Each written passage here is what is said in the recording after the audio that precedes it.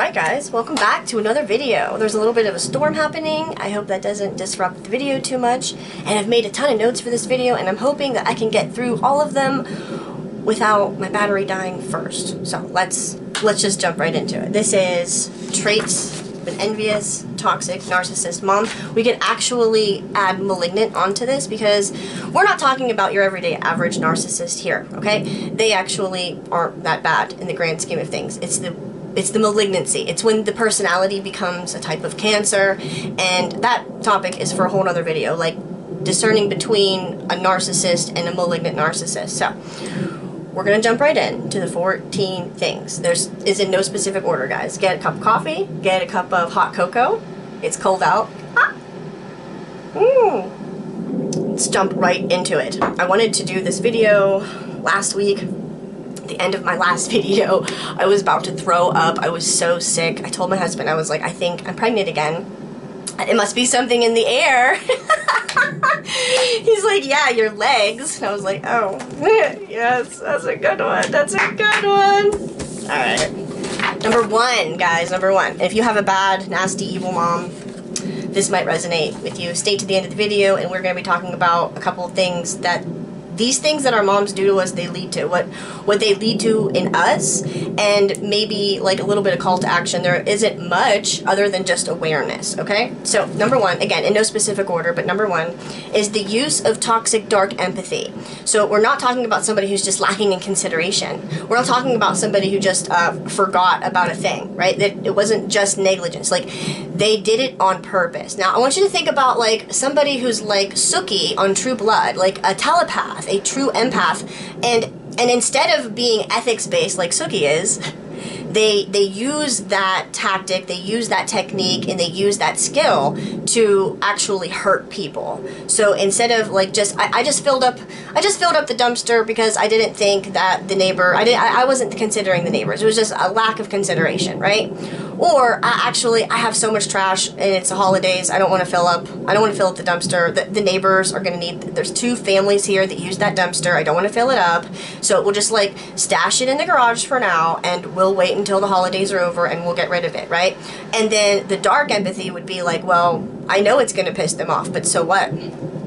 Yeah, they want that. Yeah, they want to hurt people. They want to do nasty things to hurt people. So it's not just a lack of consideration. And a lot of people, like your average run-of-the-mill garden variety narcissist, they lack consideration. But that isn't the same as dark empathy, okay? Dark empathy is they have an empathy. They know what your emotions are, but they're going to use that to try to torture you rather than to help or heal you like an empath would. So dark empathy, in the way that I'm using it here, I know other people have different definitions, but it's a way to be empathetic but then manipulate that to actually hurt the other person. So they feed off of your negative emotions. How would they feed off of those if they didn't know what they were, right? Okay, so they know. Number two, controlling, overly critical, shit-talking, slanderous use, smear campaign tactics against their own children. Now, when someone is shit-talking their own children, these should be huge red flags. Huge, huge, huge red flags. The smear campaign, like, it'll just go on and on and on. Like, the tiniest thing, like, I went on a field trip when I was 14, and we stayed at a Hilton, and I took some soap from the hotel room. I know, right? I'm such a bad girl, right? And my mom still, like, cries about it to other people, like, that I'm a thief, that I took soap from a hotel room when I was 14. Yeah. And she's like an actual kleptomaniac, and she will cry that I took soap from a hotel room. That like, it'll just go on, like, and it goes on even worse. Like, they'll be made up things, not just amplified real things, but made up shit. Like, they'll just make up shit, and they'll just like throwing spaghetti at a wall, hoping something sticks. I'm gonna say X, Y, and Z, and maybe somebody will believe that, and it'll get me sympathy. And this story, because this is number 2, this is the smear campaign, but because we're talking about this, we talk about how it goes the other way, right? Depending on who's in the room, the narrative will change. Depending on who's in the room, your narcissist mother will change her narrative. If she feels like it would benefit her to talk good about you, if she feels like it would benefit her to talk about your achievements or something that you've done that was good, then she'll do that. But if she feels like it would be better for her, if she would gain more sympathy or more attention, if she was able to shit talk you and make people feel sorry that she has you as a daughter, then she'll do that too. So remember that the slanderous smear campaign, it almost never ends until maybe they die. It might not even end then because you have flying monkeys, right? Okay, so number 3, the use of guilt and toxic shame to control her children. So this toxic shame thing is like real deep. I could actually do a video on probably all of these individually, but this one especially, toxic shame. So this is what instills like a lot of OCD in some children and some perfectionism and like breaking their back to make sure that they don't make any errors ever at all for any reason. And I don't have any advice on the guilt trips other than just decide to stop packing your bags. Stop packing your bags for those guilt trips. Number 4, instills toxic achievement within teens, young adults, children, and this includes workaholism. And this doesn't necessarily have to be teens and young adults, children. It can, your parents could be doing this to you when you are a grown adult, and even after they have died, if you still have that toxic talk, like your toxic self-talk, it's a little bit hard to say. If you still have your mother's toxic self-talk in your brain, then your workaholism and your toxic achievement and breaking your back to prove that you're worth anything, like that could go on and on and on until you die. And like I said, even after they die, if you're still doing that in your head, then it doesn't matter if they're alive or dead. You're now doing it to yourself. So you have to decide to be more compassionate with yourself and to like decide like, well, if my mom was coming over here to my house right now, how would that make me feel? Would that instill some sort of toxic shame? Is it not clean enough? Would she have a problem with something no matter how clean it is, right? That kind of thing. And then like compare that to what it would be like to have maybe your grandma or somebody in your life that you knew who had like a lot of grace and a lot of love and compassion, maybe for you specifically, right? So when I think about my mom coming over to see my house, I'm like, wow, well, she wouldn't like this, or she wouldn't like that, or she'd throw a fit about that. And then I'm like, wait, I don't have to talk to myself like that. I could talk to myself like grandma. How would grandma see this? Through grandma's eyes, she would say, oh, honey, I love this over here. I know it's okay that it's a mess because you're working on something. I love this creative energy that you have, and this is something that's really good. This is going to turn into like maybe a side hustle, or this could be a Christmas gift for one of your best friends. This is so beautiful, and not see the mess. She would see the beauty that had been created, and be happy that I was doing the thing that made me happy, right? So talk to yourself more positively and let go of that toxic shame as much as you possibly can. Number 5, she wants you to ignore that you have needs and put her needs first. Oh, honey, lean in because we got to talk about this one. Oh, honey, I remember in middle school. No, I was always pretty good about getting my homework done, but I remember in middle school, there were a couple times when I did not have my homework done, and my teacher would be like, why is this not finished? Why is this not completed? And I was like going to get in some big trouble, and I was like, listen, like my mom did not give me the time to do my homework. What the hell would your parents have you do that would be more important than your homework? And I'm like, well, honestly, my mom wanted me to tweeze her eyebrows and like file her feet and like, I don't know, like pluck her asshole, okay? Like, she wanted me to do things for her up until like 3 o'clock in the morning, and then there wasn't any time to sleep, and now I'm here and I'm tired and my homework isn't done and you're yelling at me, and when I go home, she's probably gonna need more attention like that, and it occurred to me, like, that a teacher would think that they said to me, like, there is no mother on earth who would put their needs above their children, and I was like, have you met my mom? Like, have you met her? Because, like, she doesn't care if I get my homework done unless it affects my grades. She only cares that I'm fucking serving her. Like, seriously serving her. Like, yes, I have had to tell teachers I didn't get my homework done because my mom would not allow me to stop tweezing her gray hair out, or plucking her eyebrows, or giving her a facial, or filing her feet. Like,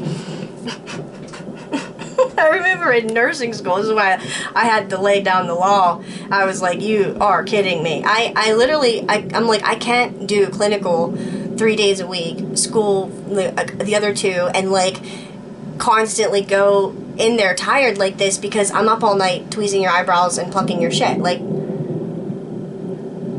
and she threw a fit and she was like, you have to do this for me. And I was like, honestly, Mom, I don't think you could handle nursing school. I don't think you could do it. I don't think you could probably last a week in this program. And certainly not with someone at home demanding these things that you're demanding of me. And that set her off right there. Instead of having compassion for me and being like, you know, right, you're right, it's late, and like, you should probably get your homework done and study for that big test, and I should stop bothering you with all of these narcissistic needs that I make you do in the middle of the night. No, instead she was like, well, I'll show you. So then she enrolled in nursing school and then went like not the next year, but the following year. And I was like, okay, so that's how that's gonna go. She's gonna prove me wrong, not listen to what I'm saying, that like, I'm chronically not getting my homework done, like from middle school to college, nursing school. Like, I'm chronically not getting my shit done because I'm up all night doing her shit. And I couldn't get teachers to understand this. So yeah, she wants you to ignore that you have needs and put her needs first. And over a period of time, this can cause someone to become very neglectful of themselves and to not love themselves, not love taking care of themselves, and then become a black hole like the narcissist who did this to them. It's very much True Blood. They bite you and now you have this fucking illness, right? Like, it can be nasty. Okay, number 6. Wallowing and exaggerating anything that generates sympathy. Oh honey, I know this doesn't seem like it has a whole lot to do with the title, which is traits of envious, toxic, narcissist mother. Okay, but hear me out, okay? When your mother is envious of you and your fertility, your reproductivity, how beautiful you are, how much younger you are, and these are things that you did not do to her. These are things that you did not do to offend her. It's just your existence is causing her a narcissistic injury, right? They will begin to go inward and do like more covert narcissist tactics rather than overt narcissist tactics. Now, overt narcissists are pretty cool and they just kind of own their shit. And for a while, my mom did. But then, like, somewhere along the line, I don't know, somewhere between 45 and 55, she started burying everything like cat turds, like it never happened.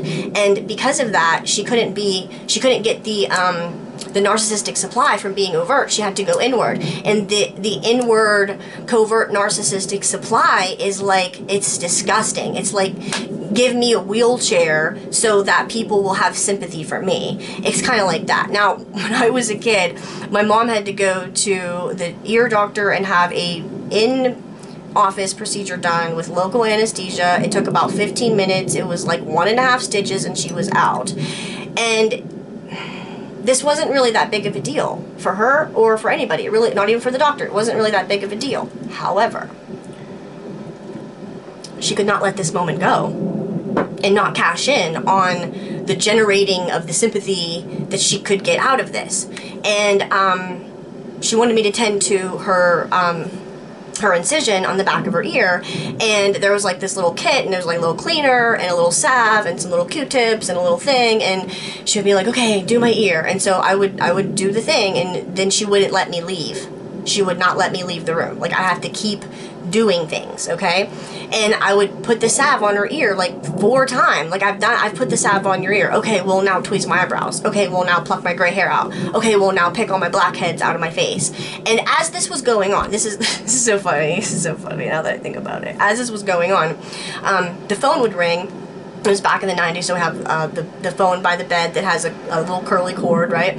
And the phone would ring, and she would answer. Like, we would even be having like a kind of a good time-ish, and she would be in kind of a good mood-ish, but when the phone would ring, she would turn it to like, hello?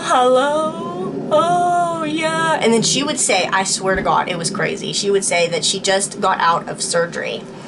She was recovering from surgery. She just had major surgery. Again, this was a 15-minute procedure in the doctor's office, local anesthesia, 1.5 stitches, in and out, no problem. She actually didn't have a problem with it until somebody called, and then she was like, oh, I just got out of surgery. And what made this even worse was that this went on for like a long time, like weeks, maybe even months. And the stitches had fallen out, the scab had healed, everything was fine, and she would still beg me to get the little kit and do the thing to her ear, which would then turn into, 6 hours of endless esthetician spa treatments, and the phone would ring the whole time, and she'd be like, oh, I just had surgery,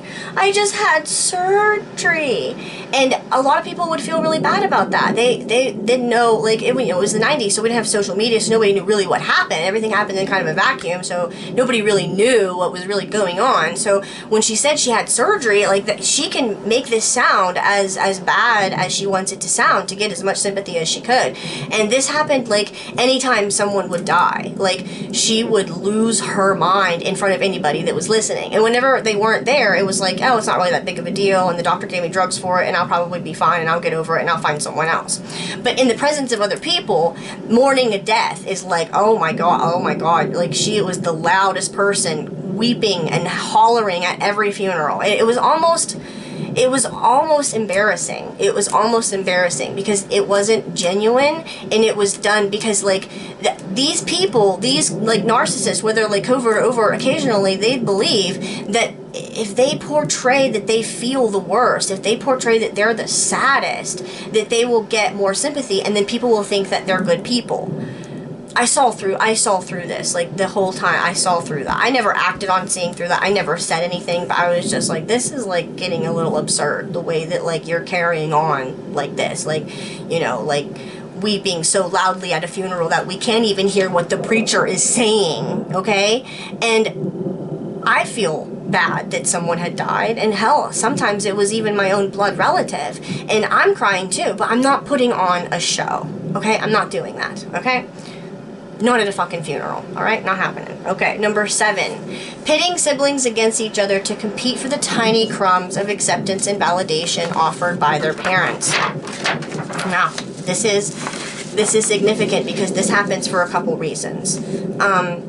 So it happens because the mother would like to make sure communication stays just to her. So if she can triangulate the children against each other, she can create drama. 1, drama, and 2, the communication gets funneled directly to her. If they're not talking to each other, then they have to talk to her, and then she doesn't miss out on anything. Nobody can team up against her. It's kind of a, what do I want to say, a controlling, yeah, it's like, it's not, it is manipulative, but it's more, I would say it's just like a social control so that she can get communication delivered straight to her.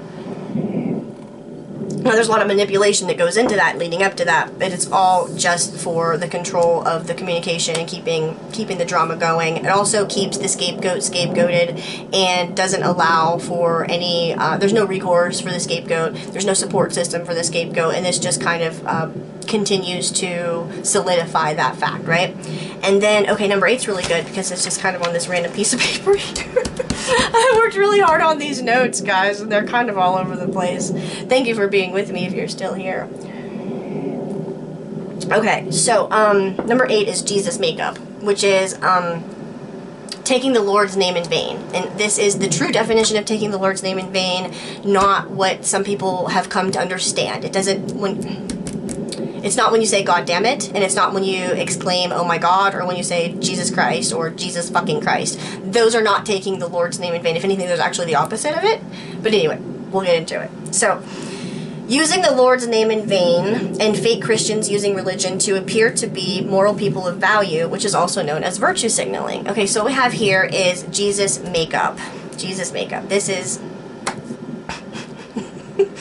You're taking Jesus and you're applying it like makeup, and you're saying, because I go to church, because I say I'm a Christian, because I have 2 Bibles in my Jeep, because I got 2 Bibles, that I'm a good person. Now, this is using the Lord's name in vain. Now, think about what vanity means. What does it mean to be vain, right? So if you're trying to use God, you're trying to use the Lord Okay, you're doing that in vain, for vanity. That has nothing to do with saying, God damn it, Jesus Christ, oh my fucking God, or whatever other exclamation you might have, right? Because my mom used to stand on her soapbox of, if you say, oh my God, then you are sinning. If you say, God damn it, you are sinning. And I'm like, I'm sorry, so like blowing every guy in the valley doesn't count. But when I say, oh my God, that's when it, got it, okay. But from my understanding and from my research, taking the Lord's name in vain is actually when you go to church and you don't really want to be there because you're just doing it to show people that you're there, right? Or you wear a cross because you want people to think that you are religious. Some people do that. And you make sure that you have Bible quotes and Bible verses, and you make sure you tell people that you're studying your Bible. Whenever you just instantly portray yourself as being a Christian, or you just decide like, well, I might be dying soon, so I guess I'll be a Christian. Or some people will get a cancer diagnosis. Really awful people will get a cancer diagnosis, and then out of nowhere they're really pleasant people who've come to Christ. How is that, right? And a lot of times, not always, but a lot of times it's Jesus makeup. Now, this is for God to decide. This is between them and God, whether it is Jesus makeup or it is genuine. But I have seen so many covert and overt narcissists use religion as a means of virtue signaling when really they don't think God is watching. If they did, they wouldn't have behaved the way that they did. You see what I'm saying? Jesus makeup. So it's not when you say God damn it. It's not when you say oh my God. It's when you pretend that you are religious because you want people to think that you are a good person. Jesus makeup. Number 8. Number 9. Oh, this is where we can talk about Sandy. Shout out to my girl, Sandy Wiley. Oh, I love her so much. I love her so much. Speaking of, I got 2 books now. Now, if you're in my book club, you know what's up. There's no book club. But because I found Sandy, I have started talking about an imaginary book club. All you have to do to be part of the book club is get one of these books and start reading it. I will make sure I put all the links in the description. My previous video I talked about Love Bomb by a Harvard psychologist, and then just a couple days ago in the mail I got My Torrid 2-Year Affair with My Psychologist. Now, these are kind of graphic in nature, sexual nature, so just know that. But Sandy has like given me a perspective and some confirmation on some information that go with number 9 here. Burying past deeds like cat turds, toxic shame, no accountability, and blame shifting. Now, Sandy has borderline personality disorder, and with that has come some behaviors that kind of mimic narcissism. She's not a narcissist, and she doesn't live a lie, and she doesn't bury her past deeds like cat turds. She owns what's happened, and because of this makes her a really good person and a really good mother, no matter what mistakes that she has made. She will sit down and tell you things that a lot of people would not be able to tell you because of their own internalized toxic shame. And because of her videos, and because of her outgoing personality, and because of her ability to talk about these things in a way that is there's no blame shifting. Is that what I'm trying to say? Yeah, she takes accountability and there's no blame shifting, right? So this means that she hasn't scapegoated any of her children. She hasn't used one of her children as the family dumpster, as some mothers do. And in this list of things that I'm talking about, these are the mothers that I'm talking about. They do this kind of thing, right? And in my life and in my friend circle, if my friends have babies and they don't treat them appropriately, I will not ever talk to them ever again. If I see one of my friends being a bad mother, I won't be their friend anymore. And the friends that I have are based on the fact that they are really good moms. And shout out to Penny and Audrey and Amber and Sandy, because y'all are good moms. Y'all are great moms. And because you don't have a family dumpster and you're not scapegoating one of your children under the guise that they're not good enough, or in the real world they're too fucking good, that is a sign of really strong character. And I love that. I love that about Sandy. And these books are so freaking good, and because they're like not mainstream and hardly anybody is talking about them, you wouldn't really be able to hear about them if it wasn't for this video. And we'll be talking more about those in the future, and we've already talked about them in the past. They're incredible and they're interesting, and I think one day will become maybe a Lifetime movie network documentary. Okay. So they bury things like cat turds, and they have what's called toxic shame, and they don't take any accountability, and they do blame shifting, which is everything's always somebody else's fault, and they never say anything that they've done that's like, it's true, that's bad. They will put it on someone else. Okay, number 10, ruining holidays, ruining celebratory moments, and any moment of achievement, and every celebratory moment that is not theirs. So if it's something that is good for you, if it's a celebratory moment for you, a Christmas at your house, this will make them grieve. Now, this includes Christmas, Thanksgiving, like special events like weddings. These will all be sabotaged by a toxic narcissist mother, okay? This can go so deep, you guys. I wonder what was up, because I felt like there was a lot of pressure on me well, my mom had moved out of the house, and my dad was quite old, and also he was an alcoholic, and so it was like up to me to put on a really good Christmas, Thanksgiving, all that for like the holiday months. And I felt like, okay, I gotta get the house really clean, and I gotta learn how to cook really good food, and I'm gonna make mommy and daddy proud, and I can do this. They passed the baton to me. Speaking of baton, they passed the baton to me, and I will make Thanksgiving and Christmas dinner amazing. I will do it, right? But every time I did it, it went so bad. And I always felt like it was my fault, but when I look back on it, especially with my husband's confirmation, he was like, no, like your mom ruined it every fucking year. And I was like, what do you mean? He was like, every time she was supposed to come over, that's my baton.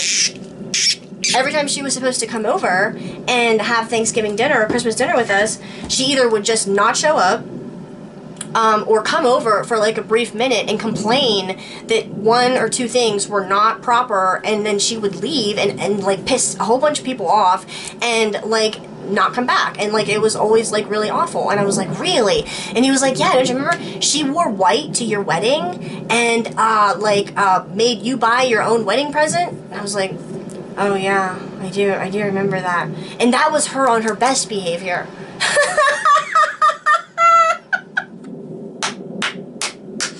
Oh, the clarity. Thank you, husband, for the clarity. But anyway, number 10 is they will chronically ruin holidays. Now, if you are excited about the holiday, if you, like, I really love Thanksgiving dinner. I love saying what I'm grateful for, and they all know that, and they still find a way to ruin it. They find a way to ruin it by either not showing up, or even, like, the last Thanksgiving before my grandpa died, it was supposed to be at my house, but my mom wouldn't let him come.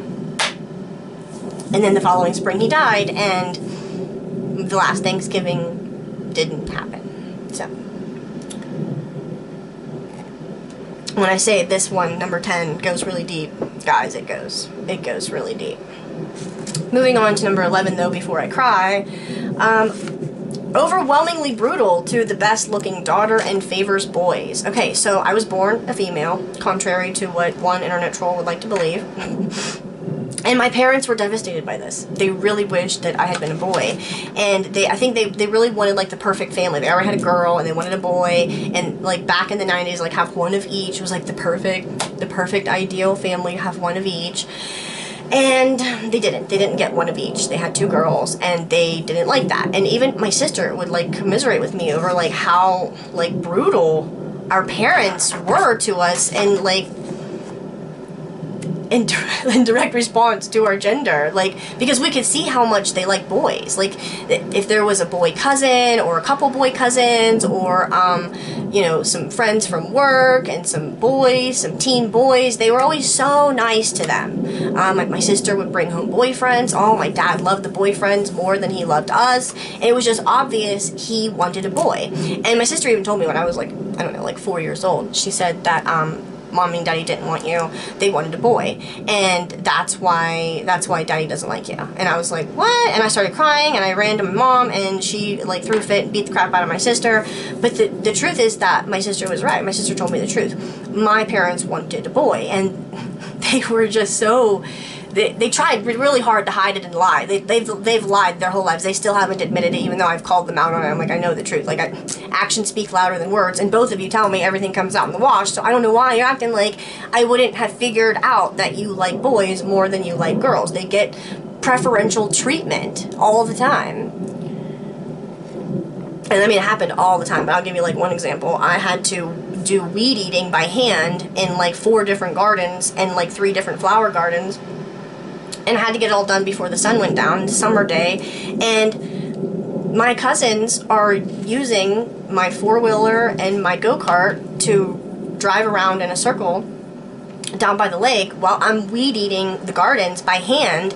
And I'm like, this isn't fair. Like, I don't, like, and this happened all the time. Like, the boys got to do whatever they wanted to do, and the girls had to just slave away. And then the boys got to be, like, taken care of in a way that, like, the girls didn't. Like, almost like the parents enjoyed taking care of the boys. They enjoyed spending time with the boys. And the girls were just, like, box checking, what a chore. And then whenever the girls became reproductive and mom have to deal with, you know, what the hell is going on with them being so sexy or sexual and upstaging me, then it's like the toxic envy never fucking ends. Which brings me to number 12. Sex addicted, but pretends not to be. So imagine a prostitute who, like, slut shames people and pretends that she's too virtuous for sex. So sex equals dopamine in your brain. So a lot of people that like to say, oh, I'm not an alcoholic, and I don't do pills, and I don't smoke weed, and I don't do drugs, but they're sex addicted. Sex is dopamine, sex is dope. You do drugs. You do drugs. You do drugs. You do drugs. If you're addicted to sex, you do drugs. Okay? So, in the future, people will remember what I'm saying. They will understand that if you're dealing with somebody who is sex addicted, they are getting dopamine out of that. They do drugs. Sex is a drug. Sex is a hard drug. Okay. I know sometimes people do things in front of their kids that they think that they'll forget. I've had friends snort pills in front of their children. Again, after what you've already heard me say, we weren't friends for very long after that. But their excuse to me was that at some point, their child would forget this. At some point, they would stop doing this so that their child would forget this. Now, I guess that whenever you are a baby in your crib, in your bassinet next to the bed, and your parents are doing a little hanky-panky, you might not notice that. Your parents might get away with that. They might, right? But at some point, that behavior... My parents thought I was going to forget a lot of shit that I never fucking forgot. Yes, they do. Okay, number 13. The use of passive-aggressive behavior to express anger, control, and manipulate, humiliate, and frustrate children. Belittling, verbally abusive, and sarcastic. Now, passive aggression, this is... Basically, there is no form of clinical narcissism that doesn't involve a huge amount of passive-aggressive behavior. Like, their personality depends on passive-aggressive behavior. They can't communicate directly, usually, and anything they do to communicate directly is kind of just box-checking or whatever, but their main form of communication is going to be passive-aggression. And that shit, god damn, that shit is... Oh, that shit is toxic. That shit is so toxic. Ugh. I have so much to say about passive-aggressive behavior. I've made videos on it in the past. I've purchased books on it. I've had friends that were so passive-aggressive, I ended up doing like 6 full months of research on it. Shout out to Sunny fucking Peaches. I have been to psychologytoday.com probably 65 times in the last 4 years in search of information about passive-aggressive behavior. These people cannot discuss anything with you directly, and they will signal to you some way, somehow, through snide remarks, backhanded compliments, and whatever, that you are not good enough. They'll tell you how you should act through passive aggression and express their anger through the passive aggressive behavior, rather than just like saying what it is and getting over with it. And like the core to all of these issues is to just like get down to the nitty gritty, like to answer instead of just like doing passive aggressive behavior and keeping that continual dialogue going in a negative direction. Like, my advice to you is to research passive-aggressive behavior, watch any video that I come up with in the future on the passive-aggressive personality type, and get some books on it. I don't have any to recommend right now, but I have read several of them. They, like, this, I think, it was once said that cavities, like dental decay, is, like, the number one disease that humans have, is just, like, you know, cavities in their teeth. And I thought about that, and I was like, no, it's passive aggression. It's passive aggression, like 100%. Okay, number 14. This is a really good one. Envy to contempt sublimation. Now, a lot of people do this, whether they're a narcissist or not, but it still doesn't work. It still malfunctions. It's a maladaptive coping mechanism. And if people do it too much, it becomes a nasty personality type. I'm talking fucking nasty. Envy to contempt sublimation, which is basically, they're so jealous of something that somebody else has that they have to morally object to it, right? So let's say, for instance, a 75-year-old woman who doesn't have sex anymore. Some of them do. Okay, 75-year-old woman who doesn't have sex anymore, and she hasn't had sex in quite a long time.